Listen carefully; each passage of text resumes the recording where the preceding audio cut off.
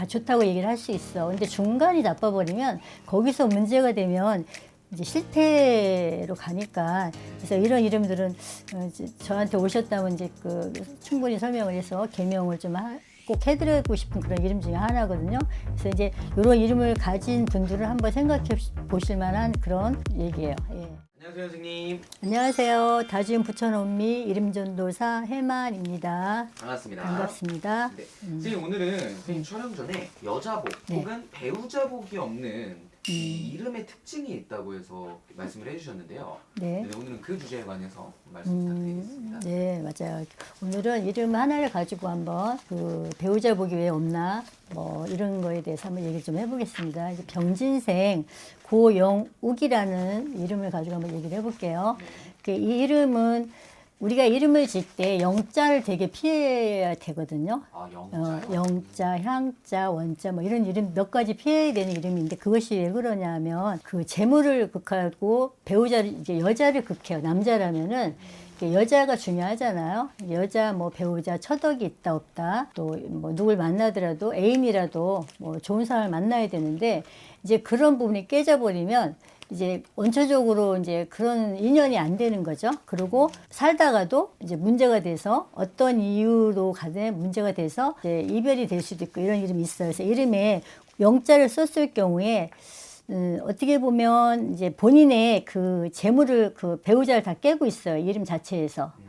이름을 깨다 보니까, 이렇게 배우자를 깨다 보니까, 살아가면서 그리고 또 본인이 그 어떤 그 물이 불을 끄는 형상이 있기 때문에 생각이 자꾸 흐려져서 엉뚱한 짓을 하는 거예요. 그래서 세간에 관제 구설을 몰고 와서 또 어떤 그런 게 또 문제가 돼서 또 부인하고 헤어질 수도 있고 아니면은 여자친구하고 헤어질 수도 있고 이런 부분들이 있는 것이 이제 고시성에서의 병진생 고시성에서 영자를 썼을 경우 일어나는 에너지예요. 그래서 영자라는 것은 이렇게 뭐 누구한테나 보통 어떤 사람한테 재물적으로 문제가 되고 어떤 사람한테는 또 뭐 직장으로 문제가 되고 다 틀리겠죠. 이제 오행 따라 틀려가니까. 근데 병진생일 경우에는 배우자하고 그러니까 여자 덕하고 본인의 사회생활에서 문제를 당해서 어떻게 보면 그러니까 관에 들락날락거릴 수도 있고 그러니까 관이라는 것은 법이잖아요. 네. 법률을 어겨가지고 관제 구설 때문에 그 많은 사람들에게 질타를 받을 수도 있고 또 본인이 그거로 인해서 정신질환, 뭐 공황장애라든지 우울증이라든지 이런 걸로 좀 사람 만나는 그런 기피증을 가질 수도 있는 이름이 이제 고영욱이라는 이름에서 영자가 들어갔을 경우에 특히 중심수에 우리가 이름은 중간 이름을 중심수라고 하거든요. 그래서 우리는 이름도 고시성은 이제 머리로 보고 또 가운데를 몸통으로 보고 끝자를 하체로 봐요.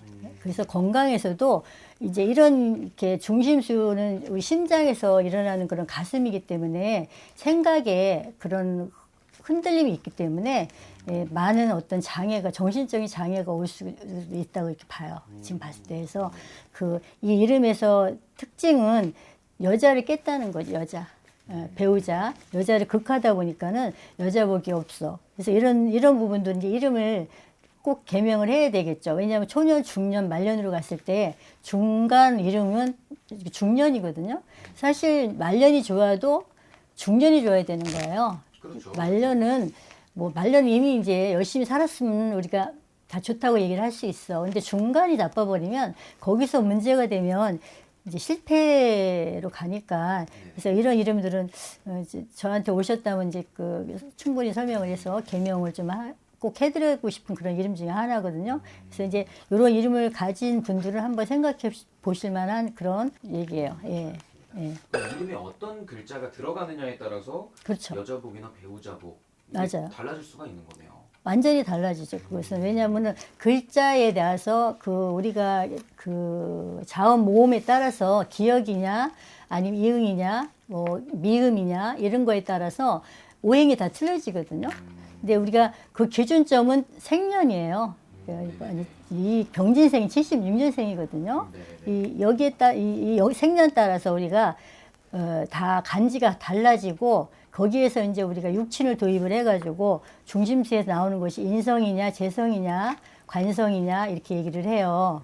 그래서 이 고영욱이라는 이분은 그렇게 재물이 깨져 있고 또 본인의 생각이 흐려지는 게 잠깐 실수로 많은 그 세간의 질타를 받을 수 있는 이제 그런 이름이니까는 많이 흉한 이름이겠죠.